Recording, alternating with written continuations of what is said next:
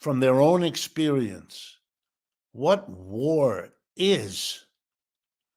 You don't have here the kind of peace movements you do get in other countries, particularly those who have a war memory built in. But you can have a war blocked by the military telling you they're not ready. They're not ready to do it. And by the way, not ready is a very complicated judgment.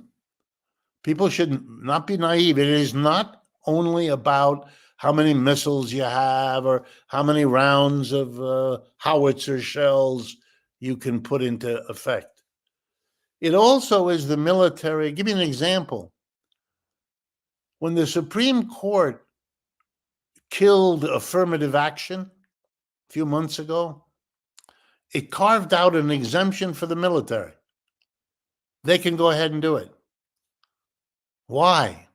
Because our military now is, I don't know, 40 to 50% black and brown people.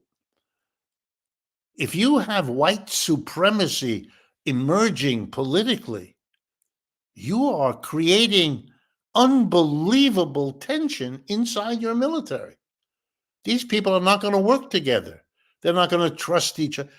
You have your military dissolves not in the battle, but in the internal politics. They're very, very worried.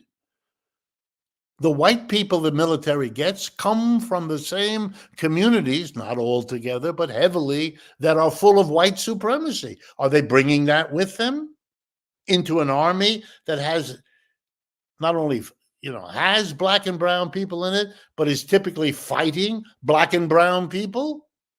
I mean, all of that's wrapped up here. They're not ready. And they're acutely aware we lost the other wars. We lost them. We're losing. If you see in Ukraine where the border is, it's moving in one direction, west. That's away from Russia. That's what they want, the Russians. That's what they're getting, the Russians. Not just Crimea, but the four areas in the whole Donbass and so forth. And yet there is this crazy. Our Secretary of State, Mr. Blinken, is willing to have conversations about how to assess Mr. Zelensky's plan for victory.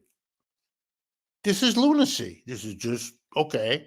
This is popular theater for a society whose government cannot risk admitting to its own people what is actually going on.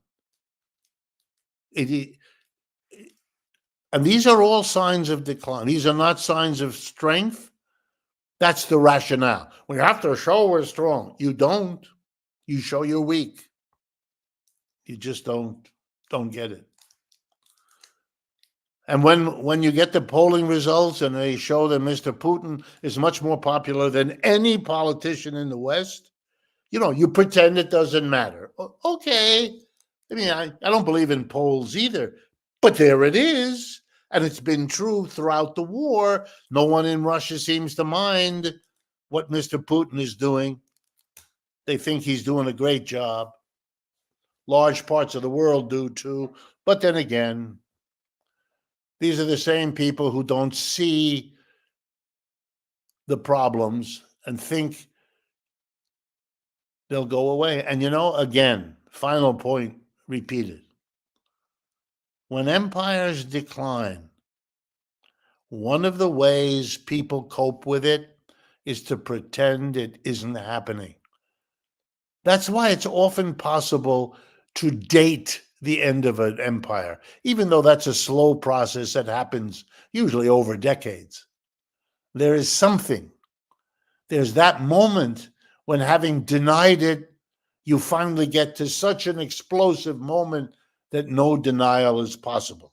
That's when the barbarians or the savages come roaring across the gate into your cities, and then everybody realizes, oh, the empire has collapsed. No, it collapsed years before, but you have been busy hoarding, if you're rich enough to have something to hoard, pushing the costs